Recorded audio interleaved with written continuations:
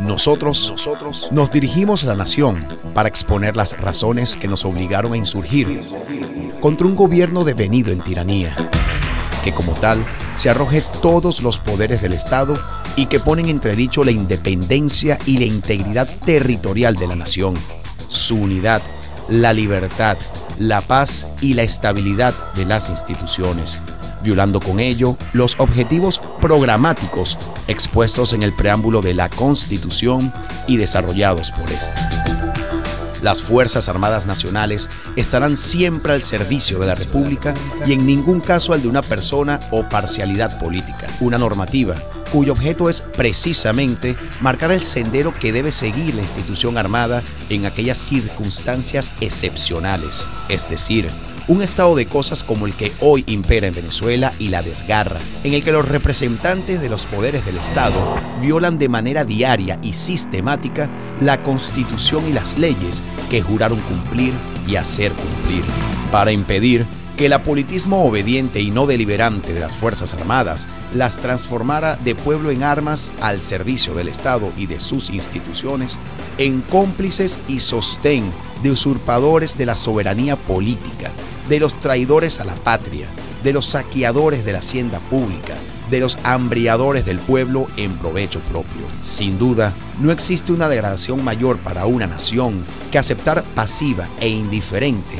la conculcación sistemática y cotidiana de los más elementales derechos humanos y la instauración de una tiranía que pretende ocultarse ostentando máscara de democracia mientras usurpa la soberanía popular. En Venezuela no existe separación alguna entre las ramas del poder público.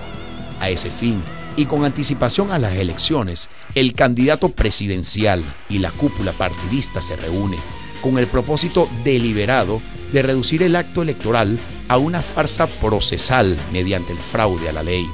Este delito se consuma cuando el candidato y la directiva del partido escogen a conveniencia a aquellos miembros que van a integrar el Congreso, pues la selección se hace en base a la docilidad y obediencia del futuro legislador a la voluntad eventual del presidente. Con ello, se estructura un poder legislativo cautivo del poder ejecutivo, al que corresponderá, a su vez, nombrar a los integrantes del poder judicial. Con esto, el candidato a la presidencia de Venezuela garantiza de antemano su control absoluto, real y efectivo de todos los poderes del Estado. Esta situación configura una tiranía,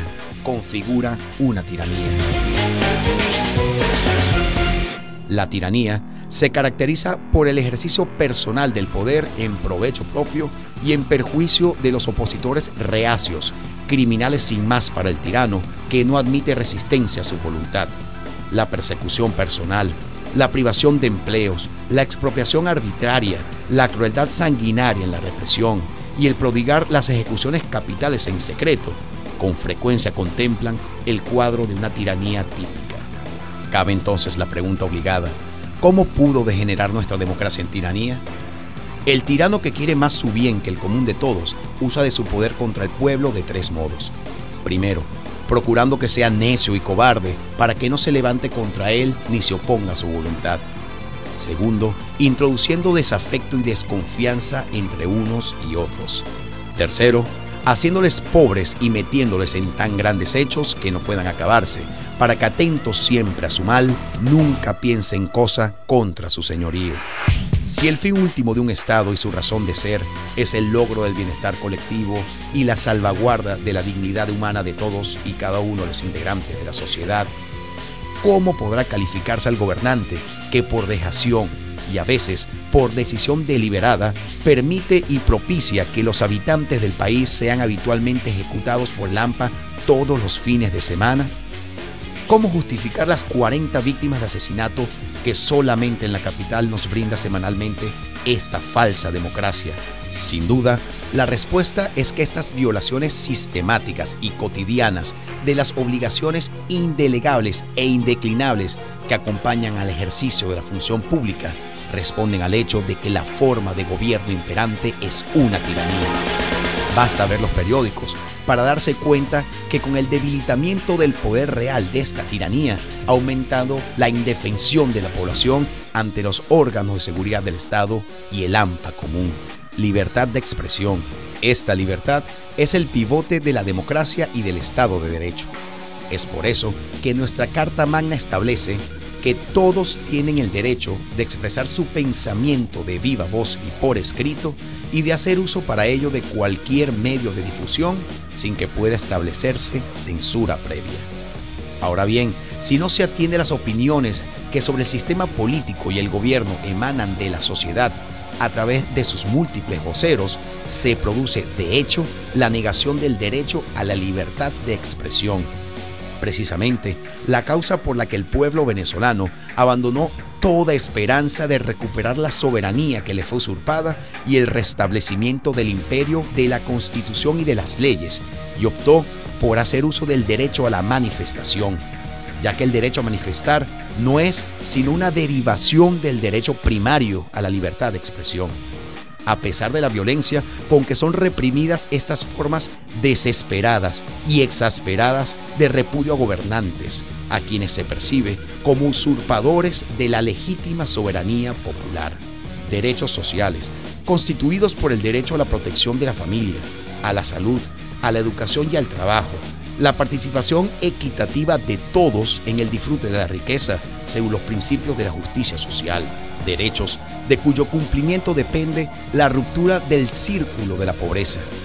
Una situación que en modo alguno está presente en la República como consecuencia del saqueo al tesoro público, para enriquecer a gobernantes corruptos y a sus cómplices a costa de empobrecer a la nación, dueña legítima de ese patrimonio, expoliado y repartido como botín de guerra entre los miembros de una dirigencia política y económica que nunca ha velado por el bien común. Por eso insurgimos, porque como venezolanos, bolivarianos, soldados de la patria y hombres de honor, no podíamos soslayar e ignorar las interrogantes formuladas, menos aún las respuestas.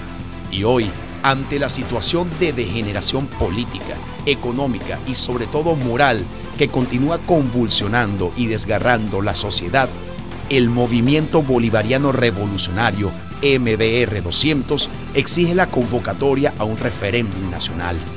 De no ser esto posible, de imponerse los intereses mezquinos, espurios y antinacionales de las minorías dominantes, nada ni nadie podrá detener la continuación de los conflictos expansivos que pudiera llevarnos a una guerra civil. La historia contemporánea registrará en tal caso las causas verdaderas y los responsables de tamaño estremecimiento social. Aún podemos evitarlo. Extracto del documento de los militares insurgentes el 4 de febrero de 1992.